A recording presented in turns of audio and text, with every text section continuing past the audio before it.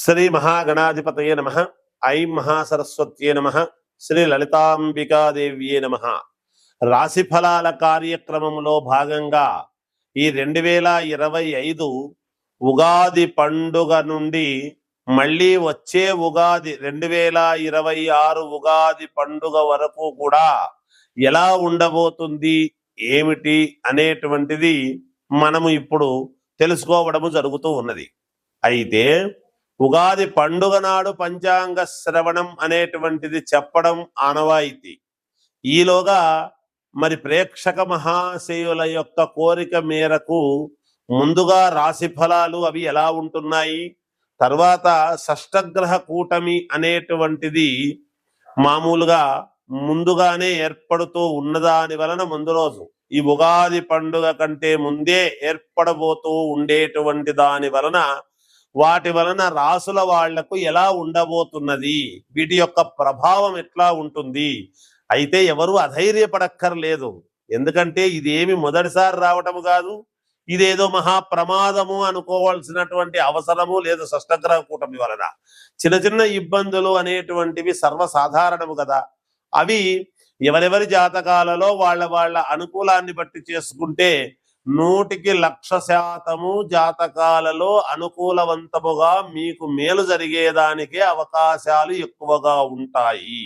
ముందది గ్రహించాలి. ఎందుకంటే భయముగా అందరినీ భయకంపితులను చేయటము మా అభిమతము కాదు. ఎప్పుడూ కూడా ఏదైనా వస్తూ ఉంటాయి జీవితం అన్న తర్వాత.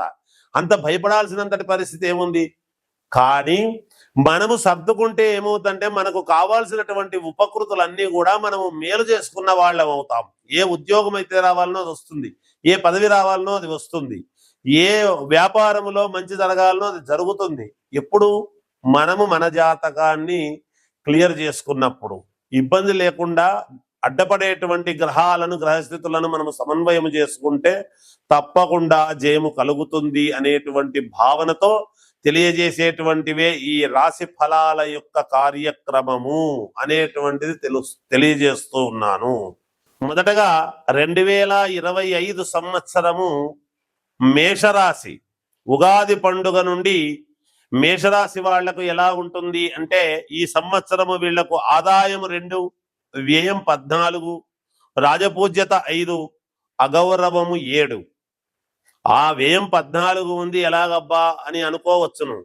ఇవి ఏమి ప్రతి సంవత్సరము ఉండేటువంటివే. అయితే మేషరాశి వాళ్లకు ఎప్పుడైతే మీనములో షష్టగ్రహ కూటమి అనేటువంటిది ఏర్పడిందో ఇక్కడ యువతలో పెను మార్పులు సంభవించటం అనేటువంటిది జరుగుతుంది. అంటే యువత రాజకీయాల వైపు చూడటము గాని, లేదా యువత సైంటిస్టులుగా వెళ్ళాలి అనుకుని గాని, లేదా పోలీసు డిపార్ట్మెంట్లోకి వెళ్ళటము కానీ, ఇలాంటివి సామాజిక స్పృహ సేవ అని ఉండేటువంటి దానిల వైపు ఎక్కువగా యువత మొగ్గు చూపేటువంటి వ్యవహారము ఉన్నది.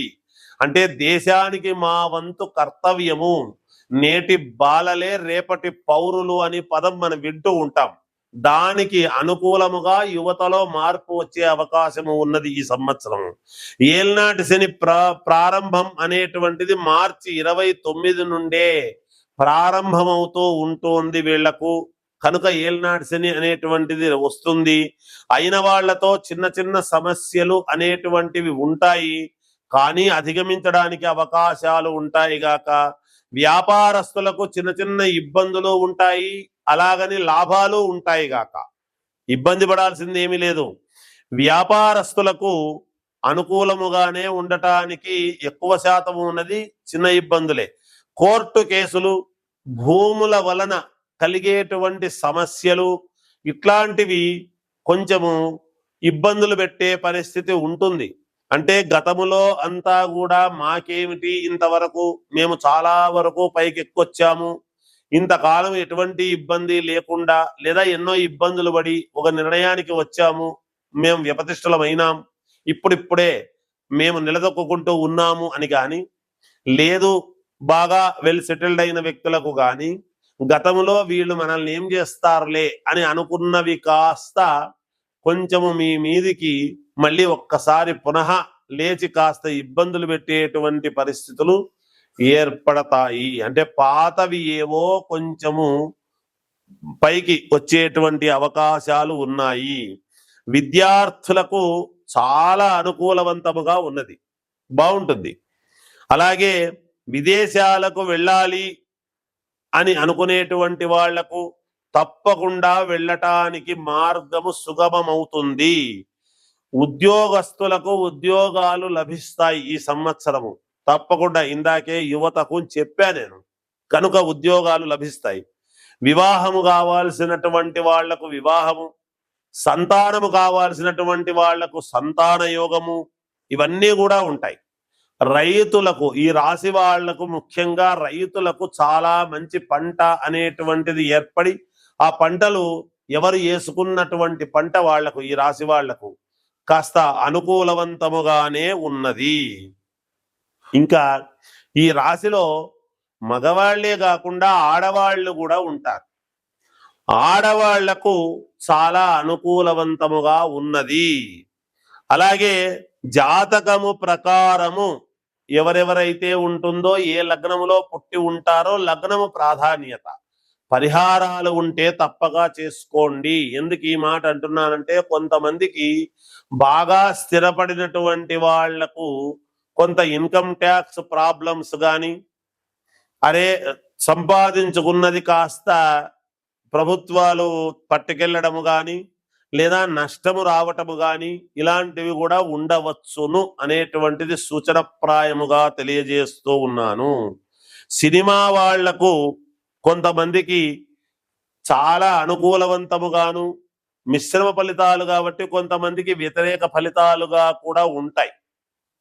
అలాగే రాజకీయ రంగంలో ఉండేటువంటి వాళ్లకు మాత్రము కొన్ని ఇబ్బందులు కలిగే పరిస్థితి ఉన్నది. ఈ రాశి వాళ్లకు చాలా దగ్గరి వరకు వచ్చి కొన్ని తప్పిపోవడం అనేటువంటిది జరగవచ్చును అనేటువంటిది కూడా నేను తెలియజేస్తూ ఉన్నాను. ఇది ఈ రాశి వాళ్ళది ఈ సంవత్సరం అంతా కూడా. ప్రయత్నాలు అనేటువంటివి కాకుండా ఒకరిని అడిగి తెలుసుకొని ముందుకు వెళితే చాలా బాగుంటుంది. మంచి మంచి సలహాలు ఇచ్చేటువంటి వాళ్ళను అడిగి సలహాలు తీసుకొని ముందుకు వెళ్ళండి, మేలు జరుగుతుంది. స్థిరాస్తుల విషయములో మాత్రం విజయము సాధిస్తారు. ఎప్పటి నుంచో కాని పనులు కూడా పూర్తి అయి ఒక కొలిక్కి వచ్చి ఆ ఫలాలను మీరు తినడం జరుగుతుంది గాక. కోర్టు పరమైనటువంటి వ్యవహారాలు ఏమైనా ఉంటే వాటిల్లో విజయము సాధిస్తారు.